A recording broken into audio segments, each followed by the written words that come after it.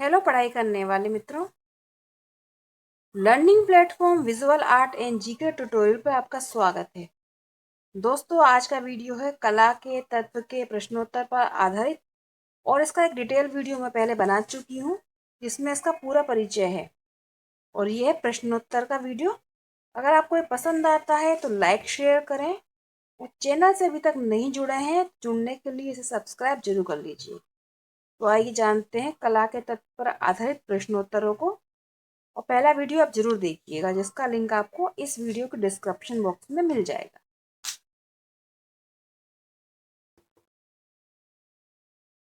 पहला प्रश्न है, निम्नलिखित में से क्या कला का तत्व नहीं है? तो कला के होते हैं 6 तत्व जो कि हैं रेखा, रूप, रंग, तान, पोत और अंतराल। नहीं है तो आंसर हो जाएगा ये सभी हैं तत्व के कला के। आंसर है ऑप्शन डी, ये सभी कला के तत्व हैं। प्रश्न 2 है, सीधी खड़ी रेखा किसका भाव दिखाती है? सीधी खड़ी रेखा ये दिखाती है भाव उच्चता और महत्वाकांक्षा का। आंसर है ऑप्शन ए, उच्चता और महत्वाकांक्षा का दिखाती है। साथ ही दृढ़ता का भी दिखाती है, शाश्वतता का भी दिखाती है और स्थिरता का भी दिखाती है। लेकिन दोनों ऑप्शन जो है सही वो होगा, उच्चता और महत्वाकांक्षा का भाव दिखाती है सीधी खड़ी रेखा, यानी कि जिसे लंबवत रेखा कहा जाता है।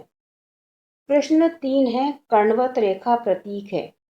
कर्णवत रेखा जो है वो गति, उत्तेजना और तीव्रता इन सभी का प्रतीक है।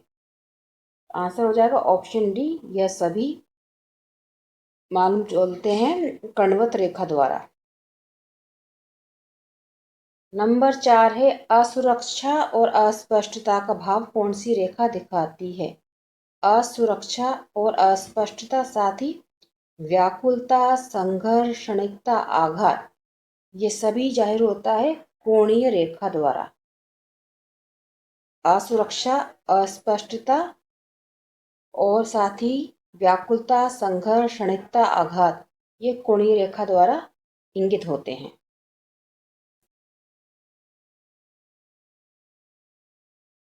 अगला प्रश्न है नंबर 5, स्वच्छंदता और अभिलाषा का भाव किस रेखा द्वारा प्रकट किया जाता है? स्वच्छंदता और अभिलाषा, साथ ही शोभा, प्रसार और लिप्तता, ये एक पुंजीय रेखा द्वारा प्रकट होता है। आंसर है ऑप्शन सी, एक पुंजीय रेखा स्वच्छंदता और अभिलाषा का भाव दिखाती है। प्रश्न नंबर 6 है, वृद्धि, शक्ति और निरंतरता का भाव दिखाती है। वृद्धि, शक्ति और निरंतरता, साथ ही पूर्णता, उत्तेजना, गति, ये बताती है चक्राकार रेखाएं।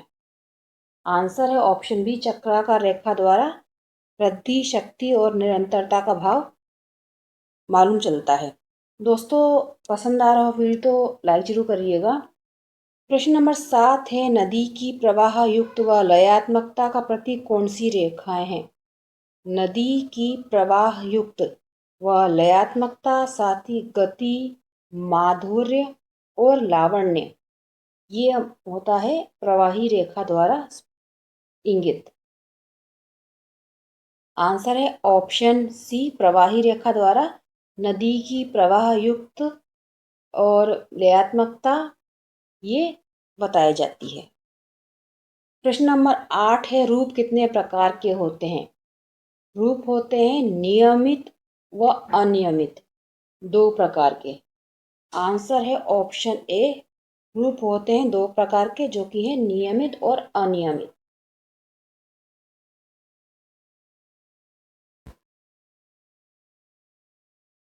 प्राथमिक, द्वितीयक, तृतीयक, उदासीन, ये किसके भेद हैं?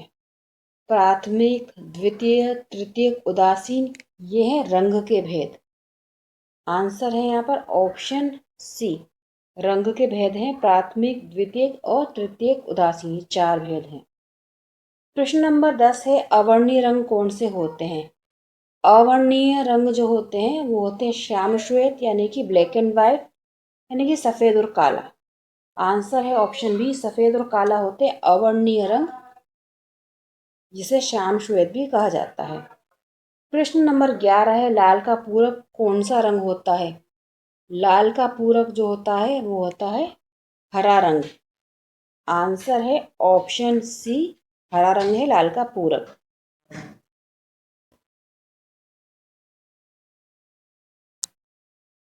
प्रश्न 12 है, नारंगी का पूरक रंग कौन सा है? नारंगी का पूरक रंग होता है नीला। आंसर है ऑप्शन सी, नारंगी का पूरक रंग है नीला। प्रश्न है नंबर 13, बैगनी का पूरक रंग कौन सा है? तो बैगनी का पूरक रंग होता है पीला। आंसर है यहाँ पर ऑप्शन डी, बैगनी का पूरक रंग है पीला। प्रश्न प्रश्न नंबर 14 है, रंगत के हल्के व गहरेपन को क्या कहते हैं? रंगत का हल्का और गहरापन ये शामिल होता है तान के अंतर्गत। आंसर है यहाँ पर ऑप्शन डी, रंगत का हल्का और गहरापन होता है तान। प्रश्न 15 है, तान का वर्गीकरण कितने भागों में किया गया है? तान का वर्गीकरण किया गया है 3 भागों में, जो कि है छाया, मध्यम और प्रकाश। आंसर है यहाँ पर ऑप्शन बी, 3 भागों में किया गया है तान का वर्गीकरण। और ये सभी हैं कला के तत्व, जैसे कि मैंने बताया था, रेखा, रूप, रंग, तान, पोत और अंतराल। ये 6 हैं कला के तत्व।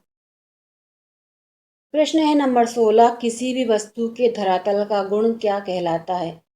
किसी भी वस्तु के धरातल का गुण कहलाता है पोत। आंसर है ऑप्शन ए, किसी भी वस्तु के धरातल का गुण पोत कहलाता है। प्रश्न है 17 नंबर, चित्र का वह तत्व जिसके अभाव में संयोजन असंभव है। जिसके अभाव में संयोजन असंभव है, यानी संयोजन किया ही नहीं जा सकता, वो क्या होता है? तो जिसके अभाव में चित्र या कोई भी कृति नहीं बनाई जा सकती, वो है अंतराल। आंसर है यहाँ पर ऑप्शन बी, अंतराल के बिना कोई भी चित्र नहीं बन सकता, क्योंकि कोई सरफेस तो चाहिए होगा जिस पर ही चित्रण किया जाए। प्रश्न 18 है, संयोजन के कितने सिद्धांत हैं? संयोजन के सिद्धांत जो हैं, देखिए नाम बताती हूँ आपको, सहयोग, सामंजस्य, संतुलन, प्रवाहिता, प्रवाह और प्रमाण। ये है 6। आंसर है ऑप्शन बी, संयोजन के 6 सिद्धांत होते हैं। अगला प्रश्न है नंबर 19, निम्नलिखित में से कौन सा संयोजन का सिद्धांत नहीं है? संयोजन का सिद्धांत नहीं है, तो अभी बताया था मैंने, सहयोग, सामंजस्य, संतुलन, प्रवाहिता, प्रवाह और प्रमाण, ये सभी हैं। और रूप जो है वो इसके अंतर्गत नहीं आता है। आंसर है ऑप्शन डी, रूप जो है वो संयोजन का सिद्धांत नहीं है। प्रश्न 20 है, सहयोग का एक अन्य नाम है। सहयोग का एक अन्य नाम है एकता। आंसर है ऑप्शन ए, सहयोग को एकता भी कहा जाता है। प्रश्न है 21, प्रवाह कहलाता है। प्रवाह जो होता है वो होता है लय को कहा जाता है। आंसर है ऑप्शन डी, प्रवाह का एक अन्य नाम लय है। प्रश्न 22 है, सभी प्रकार की आकृतियों और उनकी विशेषताओं का ज्ञान क्या कहलाता है? सभी प्रकार की आकृतियों और उनकी विशेषताओं का ज्ञान कहलाता है रूप भेद। आंसर है यहाँ पर ऑप्शन ए, रूप भेद। प्रश्न नंबर 23 है, निम्नलिखित में से कौन सा चित्रकला का षडंग नहीं है? चित्रकला के षडंग जो हैं उसमें होता है रूप भेद, प्रमाण, भाव, लावण्य, सादृश्य और वर्णिका भंग। तो यहाँ रंग जो है वो चित्रकला का षडंग नहीं है। आंसर हो जाएगा ऑप्शन सी, चित्रकला का षडंग नहीं है रंग। प्रश्न 24 है, अनुपात और नाप किसके अंतर्गत आता है? अनुपात और नाप आता है प्रमाण के अंतर्गत। पहला वीडियो आप जरूर देखिएगा, पूरा डिटेल में इसको मैंने बताया है। प्रमाण जो है वो अनुपात और नाप के अंतर्गत आता है।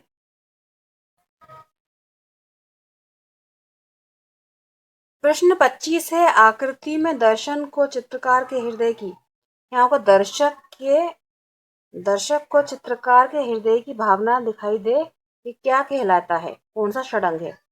दर्शक को चित्रकार के हृदय की भावना दिखाई दे, ये होता है भाव के अंतर्गत।